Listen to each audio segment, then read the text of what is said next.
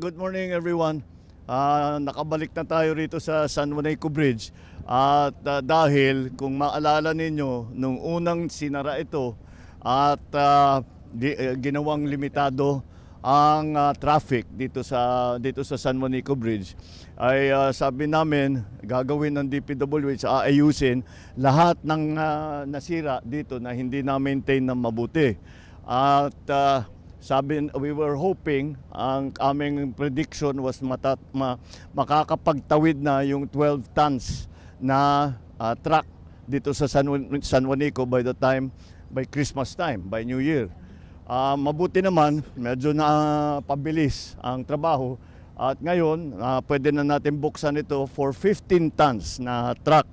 So malaking pagbabago, makakatawid na yung mga cargo truck natin na dati hindi nakatawid, kailangan pa magroro at umikot sa mga ibang port na ginawa natin. Ngayon ay mababawasan na yun, yung malalaki na lang ang kailangan pa sumakay sa barko.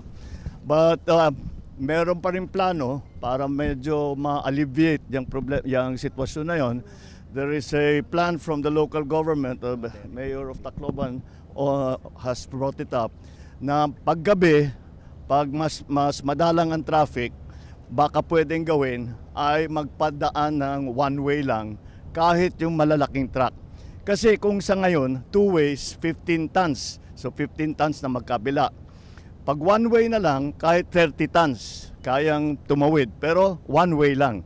So ang gagawin, yung LGU, yung magkabilang LGU, sila magta-traffic para tiyakin na one-way lang ang takbo. So isasara yung one side. Kagaya pagka tinatrabaho yung kalsada, ganun.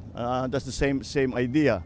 So we will explore that possibility para naman mas maging magaang ang ginagawa ng mga transportation workers na tumatawid at mas mapapabilis at hindi lang yon ay siyempre makakapagbalik sila sa dati nilang binabayaran na ngayon nagbabayad pa sila para sumakay sa barko ay baka mabawasan yung kanilang kailangan bayaran, which will also bring down transport costs, which will also bring down the price of goods. So it's ganun kahalaga itong trabahong ginawa dito. Kung makita ninyo yung mga section na talagang malaki ang sira, ay linagyan na muna ng reinforcement. Ito yung malalaki na bakal, yan ang reinforcement para habang inaayos yung sa ilalim, yung mga nakikita natin dyan, yung mga nakalawang, yung mga bolt na nawala na, yung mga pin na nawala na, yan ang ginagawa nila ngayon. We are hoping for the total return of the bridge's function to allow 33 tons two ways by the middle of when do we think we can? Third quarter of 2026. Hopefully by the middle of next year, third quarter of next year, fully functional na ito. I hope that this serves as a lesson to all future administrators of in government, of all government workers who have anything to do with this. The retrofit cost us 1.1 billion pesos. That is money that we could have saved if proper maintenance was carried out on San Juanico. We would not have to do any of this kung yung every 3 years ini-inspeksyon, inaayos. Wala tayong gagastusin na kahit na ano, yun lang. MOE lang yun. That's the MOE of DPWH. Nakasama dyan. Kasama yan sa MOE ng DPWH. Kung saan napunta, kaya hindi na nag-inspeksyon, kaya tayo nagkaganto. Sana naman, itong experience natin na ito, matuto na tayo na napaka-importante na tayo ay continuing maintenance. Ngayon, tinanong ko sa ating mga engineer, kung tama ang ating pag-maintain, kung tama ang ating pag-ayos, magkakaroon ba tayo ng malaking retrofit in so many years? Ika nila, basta't maayos ang maintenance, hindi na tayo kailangan mag-retrofit. siguro mag-repaving o ganyan, pero madaling trabaho lang yan.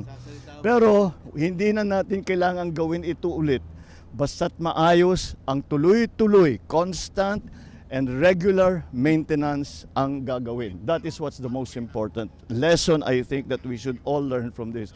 Ang laking sagabal sa commerce dito sa Region 8 ang nangyari dito dahil sa pagsisira nakita natin maraming sira dito sa San Juanico. At it's not just convenience, but it is cost, it is food supply, it is the raw material for some of our manufacturers, it is of course the goods that are being sold in the stores. Lahat yan naapektuhan. Kaya again, I hope that this is a lesson to us and of all of those in the future whose responsibility will be to look after our thoroughfares, that to always remember the experience of San Juanico Bridge, that if we had only maintained it, we would have saved a great deal of problems. Not only that 1.1 billion pesos that we spent, kung hindi yung sakripisyo na dinaanan ng ating mga truck, ating mga tindahan sa Samar, dito sa Tacloban, sa Leyte, on either side. So the effect of that is much bigger than just the bridge. Kaya yun ang ating laging kailangan isipin at matuto na tayo. Alam naman natin kung paano gagawin para maiwasan yung ganyang klaseng sitwasyon. But I'm very happy that I'm able to say now it is very close to our deadline, and so the San Juanico Bridge is partially finished. It will be finished next year. The repair of San Juanico Bridge is partially finished. It will be finished next year so that the bridge will be able to take again the load of 33 tons going both ways. All right? Maraming salamat. Damo salamat. Thank you.